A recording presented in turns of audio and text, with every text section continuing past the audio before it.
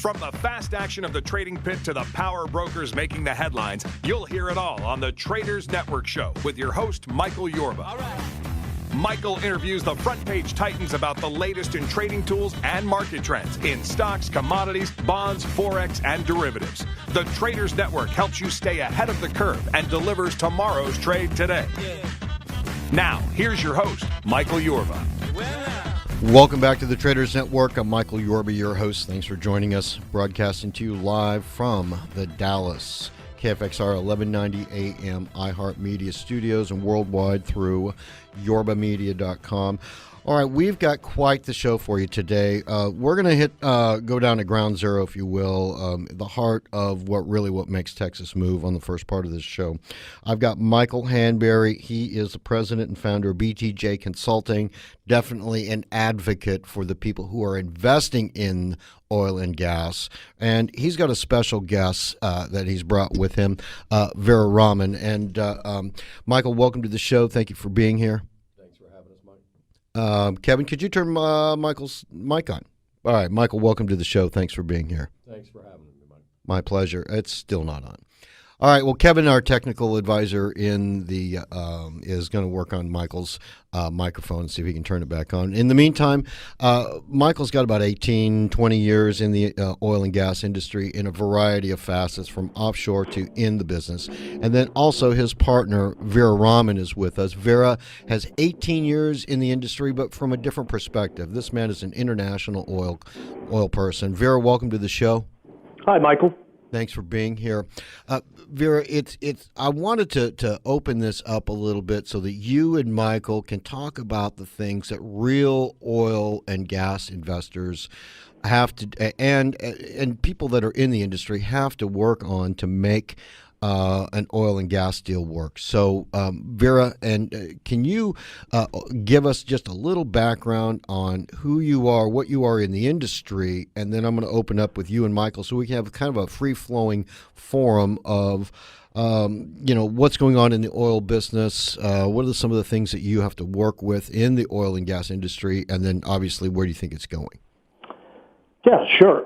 Just a background on myself. I have 18 years experience with majors as well as independent E&P companies, and I've worked both domestic and international onshore, offshore projects. And I've touched many facets of the industry, everything from the strategic planning side to the commercial negotiations to full-field life cycle development of oil and gas assets.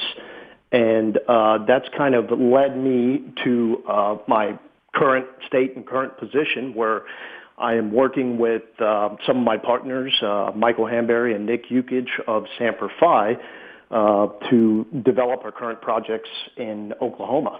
What's the name of your company, Veera? The name of my company is Masa Energy LLC. Okay, and what does your company do? My company, I am directly involved. I'm a working interest, non-operated partner with Nick Ukich in Oklahoma on our Hoover project currently right now. And as of now, we have 6 wells that have been drilled and completed and tested and ready to go for production.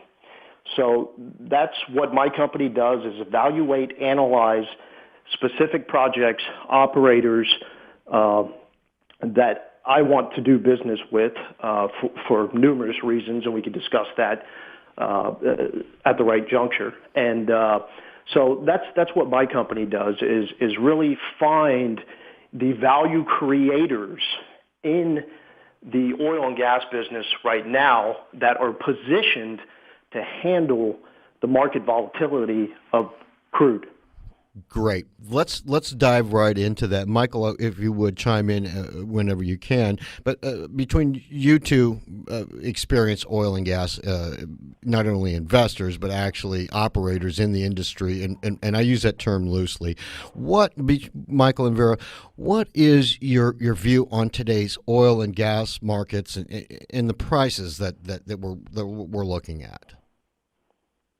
Go ahead, Veera. Well, I could start off by saying let's go back to 2014. If we look at 2014 And I would say the dramatic price in crude oil from July 2014 to where we're at now. Now, there's numerous factors. There's a host of reasons why we're seeing WTI and Brent at these current levels. And we'll start off with supply and demand balance. So if you basically look at the supply and demand balance in 2014, you still have a net surplus of roughly 700,000 barrels per day. So total world production in 2014 was roughly 92.1 million barrels a day. Total world consumption was at 91.3 million. So there's a surplus that existed that created a downward pressure on the price of crude. Now, that being said, what typically happens is a lot of the higher cost, higher capital type projects that large corporations and mid-sized corporations usually start shelving those projects, and they put them on hold just because their break-even price is higher than the current crude or Brent prices. So you're starting to see stacking of rigs. If you look at the Baker Hughes rig count, January 23rd, we're at 1,633 rigs. And if you looked at previous week, we're at 1,676. So you could see, and if you go back and go all the way back to July, you could kind of see a steady decrease that is occurring just in rig count. So what's going to happen is you're going to start curbing supply. Some of these projects will go offline. Some of these basins are just too costly, too capital intense to drill and produce. And so we'll see a situation where, the cure for the current oil price is the oil price itself. So fundamentals will start to balance again, and, we might start seeing supply shortages created just due to these projects coming offline, due to production legacy assets declining over time. And from a demand perspective, there's been a lot of data published out there. We are in a situation where we're seeing weakening demand. Global manufacturing data states that the majority of the countries that are part of this survey, there is a weakening demand that's occurring. But at the same time, with lower oil prices, you're going to have lower raw material costs that goes into developing different sectors in different industries. So we should potentially also see demand over time start to increase as well. So that being said, there's also other factors. There's a appreciating U.S. dollar that's always had a downward pressure on crude prices. Whenever the dollar appreciates, crude starts to decline. And then you have global tensions. If you look at Russia, the Ukraine, Iran, Syria, the Middle East, there's a lot of geopolitical tension right now. And yesterday, if people had time to watch the news, in the Middle East, Saudi Arabia, King Abdullah passed, and now there's a new successor in place, his half-brother. So that will also kind of affect the geopolitical view and his stance on Let me jump in there for a second, Veera, on that note. I was reading that he was actually one of the real linchpins in why we have the crude market price at where it is right now. Do you think that since he's gone, that we're going to start to see a little change in the landscape of that supply-demand ratio? Well, I think you'll see a change in that landscape over time here. I don't think it's going to, the effect is not going to be immediate. All of this is a ripple effect which will take some time. Now, Saudi's position, if you look at their position, they don't want to give up market share. What does that mean? They don't want to allow expensive oil into the markets versus cheap oil, which they have. And the one thing about the OPEC nations, there's several OPEC nations, Saudis, UAE, that have plenty of cash reserves to weather out this market volatility. But there are other nations like Venezuela that are currently in a position where it's a detrimental effect to their overall GDP, their net exporting country. They're getting greatly impacted. Venezuela, Russians, they're getting greatly impacted by the current oil prices now. And you also see those net exporting countries going to China to secure loans to balance their budgets. Veera, let me interrupt you for just a second. We've got to pause here for a minute and take a commercial break. And when we come back, though, I want to talk about stuff that's here, homegrown stuff, what's going on here, and the affiliation that you've got between BTJ, Michael Hanberry, and your company, Massa Energy. All right? Okay, sounds good. All right, we'll be right back on the other side of this break with Veera Raman and Michael Hanberry, BTJ Consulting.com, and Massa Energy, LLC.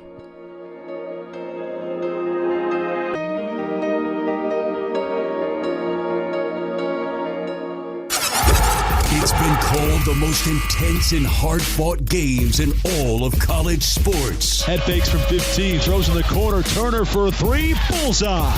From every close game to every blowout, it's all right here on the Red Raiders Sports Network. The Red Raiders face off with Iowa State Saturday, January 24th in Lubbock. Tip-off is at 3. The pregame show will start at 2:30 on Talk Radio 1190.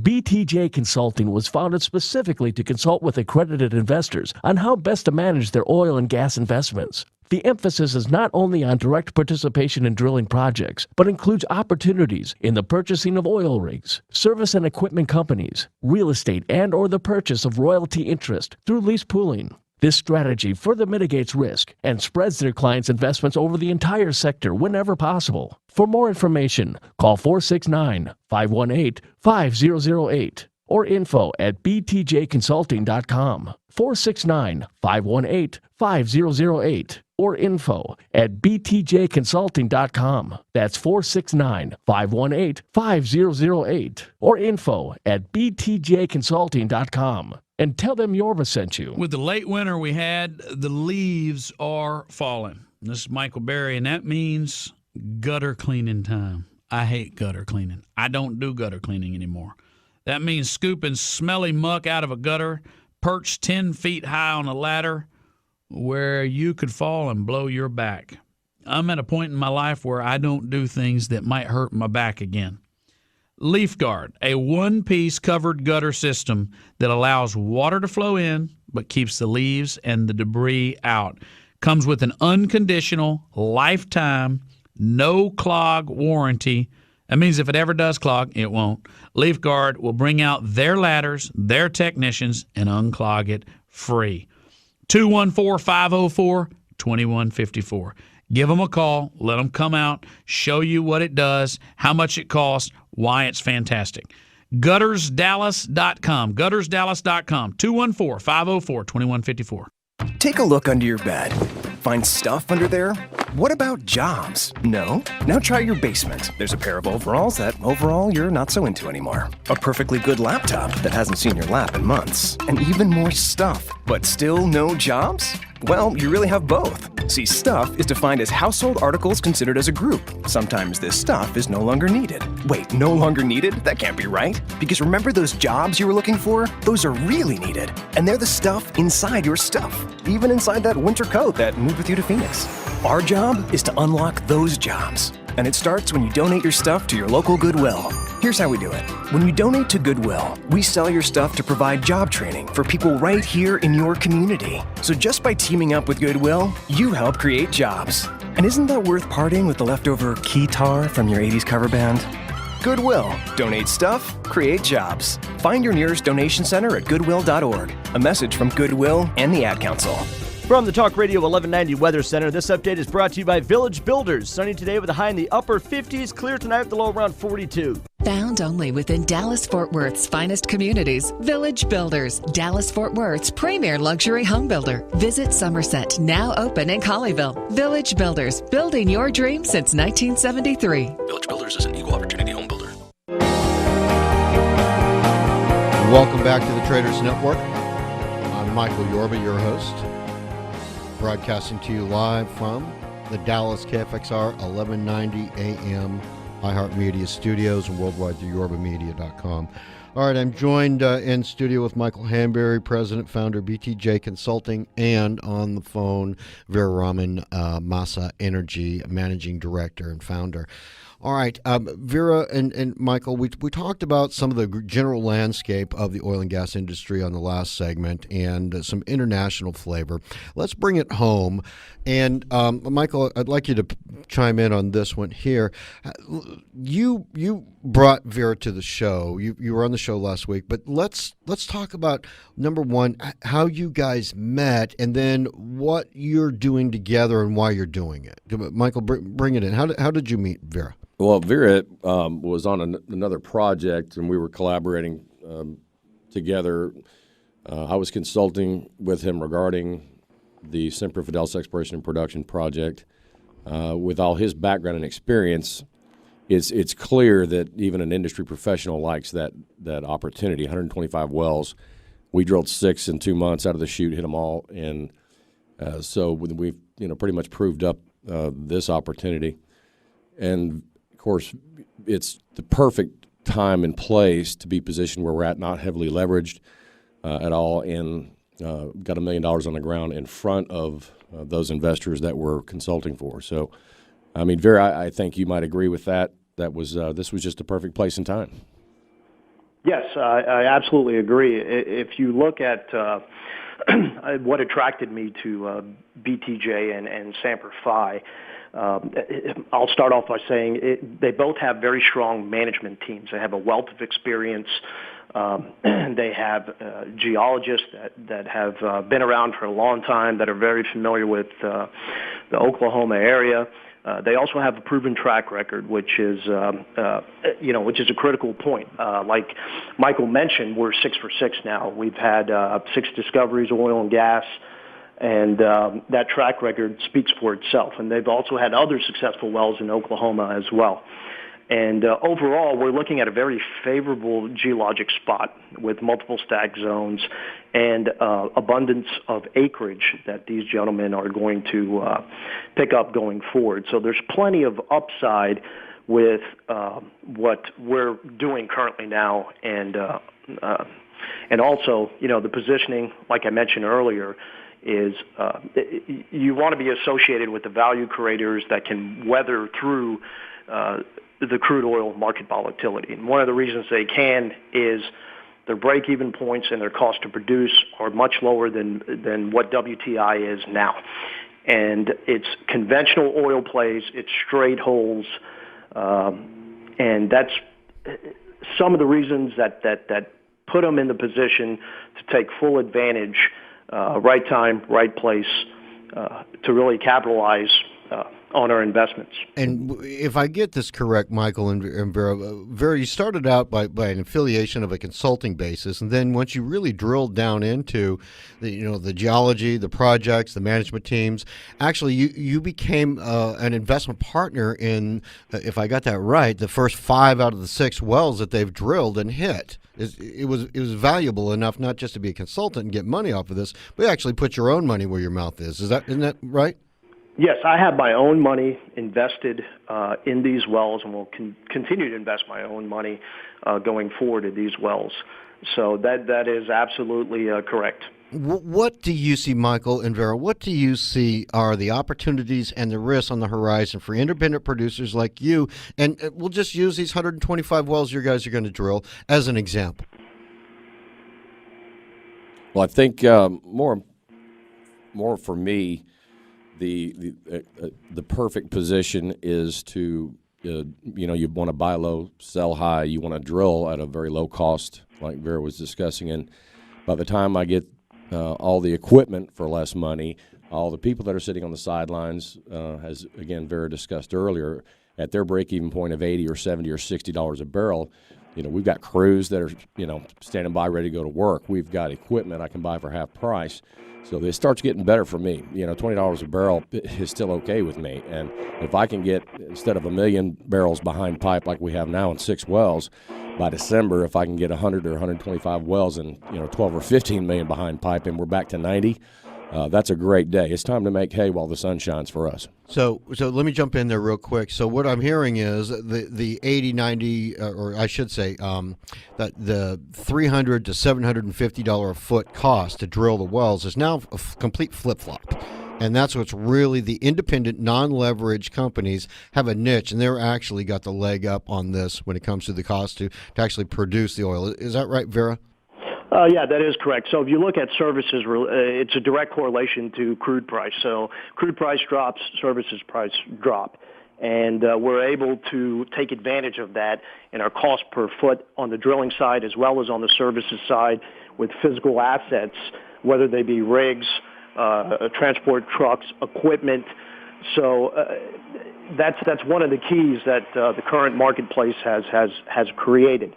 And, once again, we're not in the unconventional basins that are heavily CapEx oriented. We're in conventional plays, so we can take advantage of almost this perfect market condition that's occurring and keep our cost lower to explore and drill and produce these wells. Now, you both had mentioned that you open this field up, you guys are drilling, and you hit 6 out of 6, the first 6 out of 6, okay? That's an anomaly. That doesn't happen in this industry. Anybody who's ever invested in oil and gas has like really had to kiss a lot of frogs before they found a prince. What is the difference here? How is it that you get that kind of a success rate right out of the gate? Well, I think Dan Whitten, our lead geologist, he's 93 years old. He's the last living founder of the geologic library there. He's known our partner's father for 50 years plus. He came to us and said, look, I've done the geology out here. I've come through here with the majors. I've watched them hit gas and leave it in the ground. There was no transportation. That wasn't worth much to them. They'd hit 100-barrel-a-day oil wells and cap them and walk away. It wasn't commercial enough at $1 or $2 a barrel. However, just me and a handful of men, that gas is now there's transportation and oil's 40 or 90 or 100. And so it's very economical to drill where, he could point out exactly where they found it. We're in the middle of already known proven oil fields surrounded by production. And again, multiple stacked pay zones and multiple well projects go to mitigate risk. It's not that we can't miss a well in an oil field, but with all that well control that we already have there, makes things a lot easier for us to go back and redo the geophysical work with all that new data and actually get better wells, higher on structure, et cetera. Now that's from Michael's perspective. Veera, we've got about 3 minutes left in the interview. From a technical perspective, why are you seeing such a success rate with this project? Well, to tee off Michael's point there, one of the advantages we have in the field right now, people have to remember these aren't wildcat wells. There's well control out there. There's wells that were drilled, from 1920s all the way up to current year and date. So there's a lot of well control out there, and some of the majors that were out there a couple of decades ago that drilled the wells and left the fields because it was uneconomic for them. It's highly economic for us, just due to our cost structure and our operator doing a phenomenal job managing all aspects of exploration and drilling and production. So as Michael mentioned, another thing that we have in terms of upside is we have multiple stack zones. And what that means is there's different sand intervals within the wellbore. There's different basically oil behind the pipe that we're able to initially recover one sand, move up the wellbore, recover the next sand. So when you have, let's say, anywhere from 2 to 8 sands in a wellbore like we currently have with our 6 wells, it just puts us in a position where the well is even more economical. So when you have stacked zones like that and the type of geology we're seeing out there, it just bodes well for what we're trying to accomplish. For continued success in that same field where you guys can go out and hopefully keep that same win-loss ratio, 6 out of 6, for the next 125 wells. I mean, God forbid you're going to hit somebody, you always stub your toe somewhere, but with that kind of a record, I want to... Veera, we've got to close on the segment, but I want to thank you so much for taking the time and being on our show and bringing what you did to the table. I appreciate it. Thank you for having me on the show. My pleasure. All right, that's Veera Raman, Massa Energy, LLC, Managing Director. And, Michael, thanks for being on the show. Thanks, Mike. Thanks for having us. My pleasure. That's President and Founder, BTJ Consulting, btjconsulting.com. You got a number real quick, Mike? 469-518-5008. All right, perfect. We'll be right back on the other side of this break with Nathan Hansen, President, CEO, Robex Alternative Fuels. These guys clean up the mess that some of the offshore companies have left, and you're going to want to hear about this publicly traded company. We'll be right back.